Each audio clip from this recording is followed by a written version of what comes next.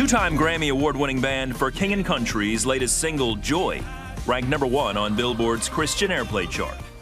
Band founders and brothers Joel and Luke Smallbone are no strangers to the music industry. They watched their sister, Rebecca St. James, climb the charts as a Christian artist and got their start singing backup for her. Their latest album, Burn the Ships, encourages listeners to dig deep during hard times, learning from the past while moving ahead. Luke and Joel Smallbone join us now. You know, a lot of people might not be aware that you are brothers of Rebecca St. James. Do y'all work together anymore, or what do you do? She actually wrote on this new record. Oh, really? Yeah, she wrote, I think there was 2 songs. One in particular called Hold Her, that she was was a very kind of heart-filled song for her. It circled around the idea of having to leave those you love, and sort of whether that's physically or even, you know, leave them to death, whatever, and sort of the release that we are to have in that. So yeah, she's still, she was in LA for what, 8 years? She moved back to Nashville with her husband. They just had their second girl. That's the awesome. only nieces in the family so far. Wow. Wow. Yeah. And so you, Luke, have 2 boys? 3 boys. 3 boys. Isn't that crazy? 3 boys. Yes. Wow. Wow. 5, 3, and 1. So a lot of testosterone in that. A lot of families activity. Like mine, every 2 years, whether you need to or not, right? Well, I think at this point now we're saying to ourselves, maybe we 3 for we're good for a while. We can take a little break. Yeah, exactly. Hey, your new release is out, Burn the Ships. Yeah. Talk about the title. Yeah. Yeah, so speaking of kids, my wife was pregnant with our middle child, Phoenix, and she was having kind of debilitating nausea during morning sickness. So she goes to the doctor, and they give her some medicine, and works for 6 weeks and stops working. So she goes back, and they say, well, we'll up your dosage and you can take more. And found myself in Austin, Texas with a show that night, and she calls me quite desperately saying, hey, I need you to come home. Wow. Never received that phone call before, and so I get on a plane, go home, come in the back door, and I say, you know, are you okay? And she says, I'm okay right now, but you know, this medicine is, I'm addicted to it. I need it. I got to stop, you know. And so she, that night, would start saying things like, I know I shouldn't take any more of this, but what if we just take 1 more pill just to get through the day and just so get you through actually the night? saw it. Oh yeah, hands shaking. You know, take her to the mental hospital the next day, and they prescribed outpatient therapy for 2 weeks, and it really led us to this moment where she had this bottle of pills, and she's saying, look, I need to physically flush these because these pills represent so much shame and guilt in my life. And I remember a story at that time about an explorer who went to a new land, and he's there to explore with all of his men on these ships, but he realized that the men don't want to follow him.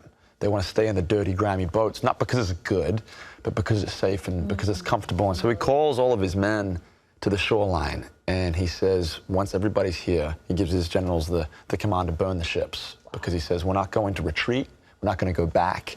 We're gonna move into a new way, a new day. We want to see the horizon. I think for my wife, when she was flushing those pills, that was her burning the ships. Yeah. Everybody probably has a moment like that at some point in their lives. A ship to burn. That's one of the questions we've been asking ourselves is, you know, what ship do you have to burn in your life? Yeah, or ships. Yeah. Yeah. Usually there's an S on the end of that, right? Yeah. For sure.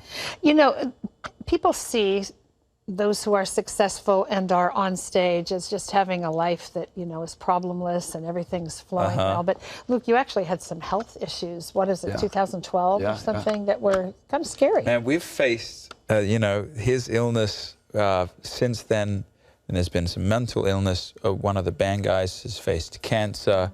We've faced the loss of loved ones.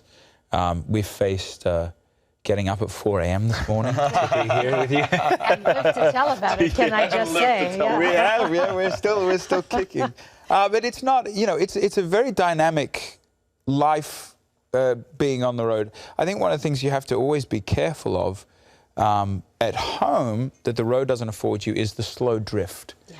The enemy does some really good work in marriages and in life when just over 10 years, 15 years, 20 years, people just drift apart. The road does not afford you that. You are either connected and you're in sync with your wife and your loved ones, or you're out. And so there's a lot of priority that goes into, like Luke's got his son, who's just backstage here, is out with us. And we had both our wives out last week for the release week, which was awesome. You have to live intentionally, don't you? You have to really be recognizing the potential issues and kind of putting up a fence against them. I think everybody does. I mean, you're not even just in this. I mean, these days, I think that we celebrate busyness. Yeah. You know, but yet that's not necessarily what the Bible celebrates, you know. And so I think that for all of us, whether or not we're doing a 9 to 5 or we're doing what we're doing, traveling, whatever, you got to be very intentional. We are forced on the road to be intentional. I think sometimes in a normal 9 to 5, people have to fight to be intentional, and that's a bit of a charge. And even, you know, we're finding ourselves. This song we're going to play for you in a moment, God Only Knows, is a song. So there's the layer of this record that's very social.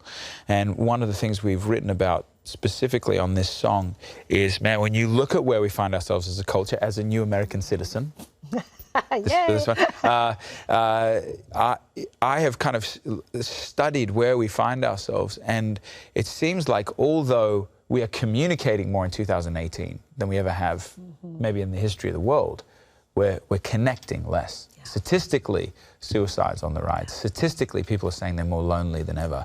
And how do we, when so much of our lives is here now instead of here, how do we break out of this and fight? Speaking of being a fighter, how do we fight for connection here? Because this whole facade thing, just like life on the road is this facade that we've got it all together. It is just that. We're just trying to figure it out with the next guy. And this record particularly has been very therapeutic in just putting all of our whether it's our stories or with our wives' permission, our wives' stories, putting it all into this record for people to look at.